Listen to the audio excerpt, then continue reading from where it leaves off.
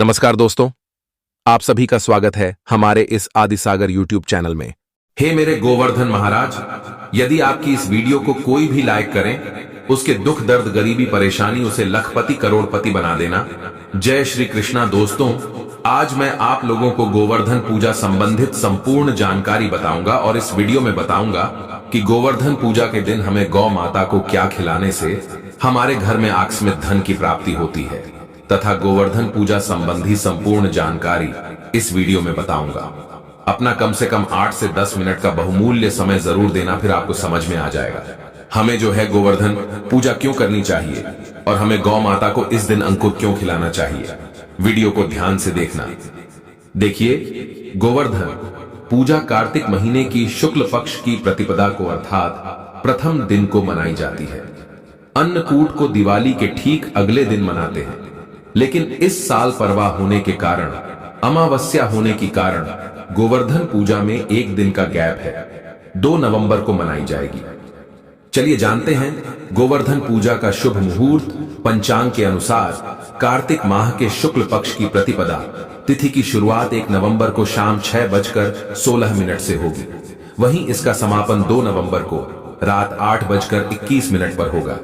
ऐसे में गोवर्धन पूजा का त्योहार 2 नवंबर को मनाया जाएगा। इस दिन पूजा करने का शुभ मुहूर्त इस प्रकार है। प्रातः काल मुहूर्त सुबह 6:34 से 8:46 तक। विजय मुहूर्त दोपहर 2:09 से लेकर 2:56 तक। संध्या काल मुहूर्त दोपहर 3:23 से 5:35 तक। गोधूली मुहूर्त शाम 6:05 से लेकर 6:30 तक। देखिए, गोवर्धन पूजा के दिन भगवान श्री कृष्ण गोवर्धन पर्वत और गायों की पूजा की जाती है। गोवर्धन पूजा में अन्नकूट का गोवर्धन पूजा में अन्नकूट का बहुत बड़ा महत्व है। अन्नकूट का भोग भी सामर्थ्य अनुसार जरूर लगाना चाहिए।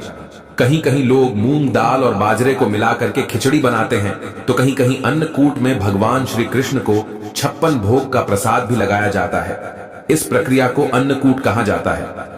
आइए जानते हैं गोवर्धन पूजा पर चढ़ाए जाने वाले अन्नकूट प्रसाद का 56 भोग के बारे में, अर्थात इसका क्या महत्व है।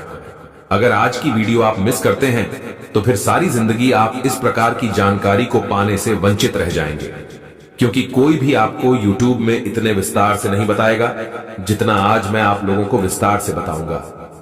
देखिए, आइए जानते हैं अन्नकूट, अर्थात नाम से ही स्पष्ट है।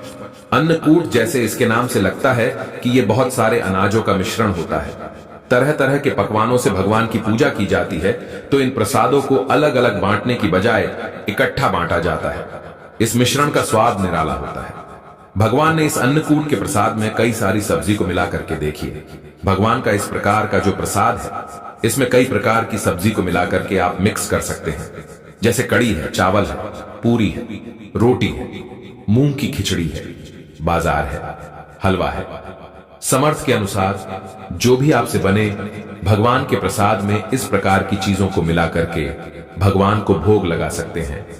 आइए जानते हैं अन्नकूट की कथा की शुरुआत।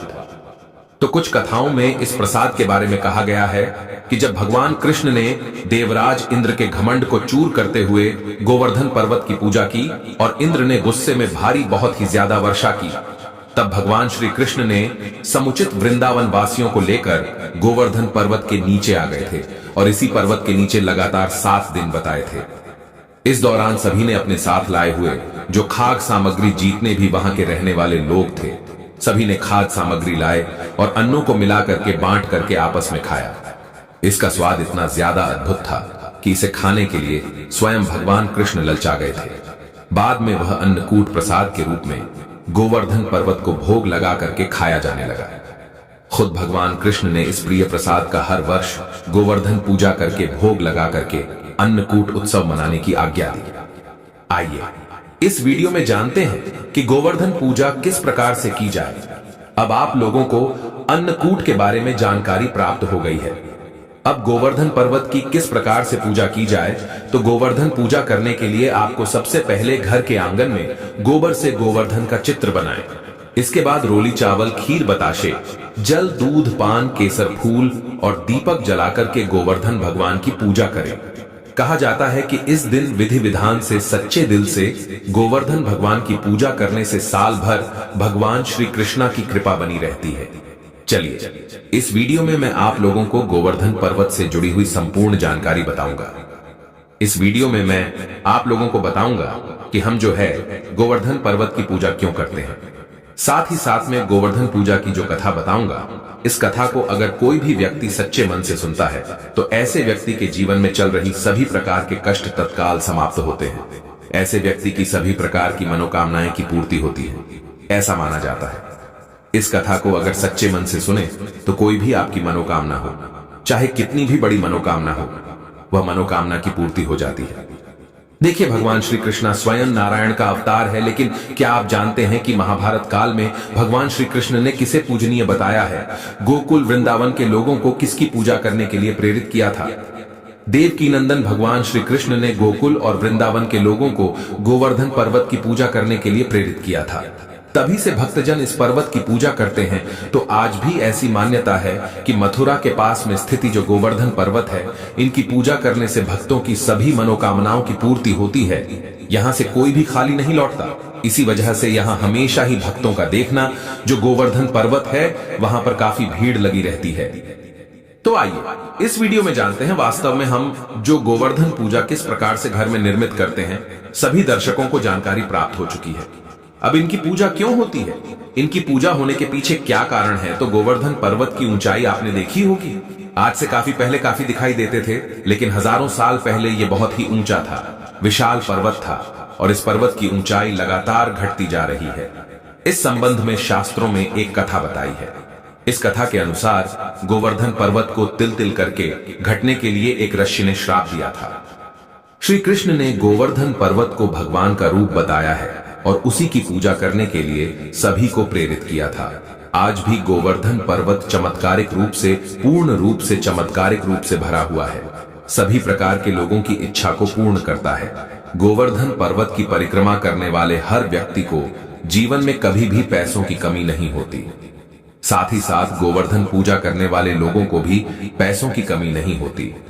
ऐसा माना जाता है कि महाभारत काल में गोवर्धन पर्वत की ऊंचाई करीब 30,000 मीटर थी, जबकि वर्तमान में यह पर्वत करीब 30 मीटर ऊंचा ही रह गया है। गोवर्धन पर्वत की ऊंचाई लगातार घटती जा रही है। इस संबंध में गर्ग संहिता में एक कथा बताई है। कथा के अनुसार भगवान श्री कृष्ण ने अवतार लेने के पूर्व राधा जी से भी पृथ्वी लोक में साथ चलने के लिए निवेदन किया था। इस पर राधा जी ने कहा कि मेरा मन पृथ्वी पर वृंदावन, यमुना और गोवर्धन पर्वत के बिना नहीं लगेगा। यह सुनकर श्री कृष्ण ने अपने हृदय की ओर दृष्टि डाली, जिससे एक तेज निकला और राजभूमि पर जाकर के गिरा। यही तेज पर्वत के रूप में परिवर्तित हो गया। शास्त्रों के अनुसार यह पर्वत रत्नमय झरने, कदम आदि वृक्षों से सुशोभित है और अन्य सामग्री भी इसमें उपलब्ध थी। इसे देखकर राधा जी बहुत प्रसन्न हुई और तथा भगवान श्री कृष्ण के साथ उन्होंने भी पृथ्वी पर अवतार धारण किया। चलिए इस वीडियो में जानते हैं और भी इसकी कुछ रोचक भरी कथा। एक कथा के अनुसार भगवान श्री कृष्ण की प्रेरणा से शालमित द्वीप ने द्रोणाचल की पत्नी के गर्भ से गोवर्धन का ध्यान से सुनना। भगवान श्री कृष्ण की आज्ञा के कारण ही शालमित द्वीप में द्रोणाचल की पत्नी के गर्भ से गोवर्धन का जन्म हुआ। भगवान के ध्यान से सुनना। भगवान के जन्म से वृंदावन एवं जो यमुना है वो बहुत ही खुश थी। गोवर्धन को भगवान का रूप ही जान करके सुमेर है, हिमालय है, जितने भी पर्वत है, ये सब ने गिरिराज बना करके जो गोवर्धन पर्वत है, इनकी पूजा की। एक समय तीर्थ यात्रा करते हुए पुलस्त्य जी ऋषि गोवर्धन पर्वत के समीप पहुंचे। पर्वत की सुंदरता देख करके ऋषि मंत्र मुक्त हो गए तथा द्रोणाचल पर्वत से निवेदन किया कि मैं काशी में रहता हूं, आप अपने पुत्र गोवर्धन को मुझे दे दीजिए, मैं उसे काशी में स्थापित करके वहीं रहकर पूजा करूंगा। द्रोणाचल, देखिए सुनना, द्रोणाचल पुत्र वियोग से व्यतीत हुए, लेकिन गोवर्धन पर्वत ने कहा कि मैं आपके साथ में चलूंगा, किंतु मेरी एक शर्त है, आप मुझे जहां रख देंगे मैं वहीं स्थापित हो जाऊंगा। पुलात्स जी ने गोवर्धन पर्वत की यह बात मान ली। गोवर्धन पर्वत ने ऋषि से कहा कि मैं 2 योजन ऊंचा एवं 5 योजन चौड़ा हूं, आप मुझे काशी कैसे ले जाएंगे? तब पुलात्स जी ने कहा कि मैं अपने तपोवन से तुम्हें अपनी हथेली पर उठाकर ले जाऊंगा। तब गोवर्धन पर्वत ऋषि के साथ चलने के लिए सहमत हो गए। रास्ते में ब्रज आया। उसे देख करके गोवर्धन की पूर्व स्मृति जागृत हो गई। कैसे पूर्व स्मृति, वो भी मैं आप लोगों को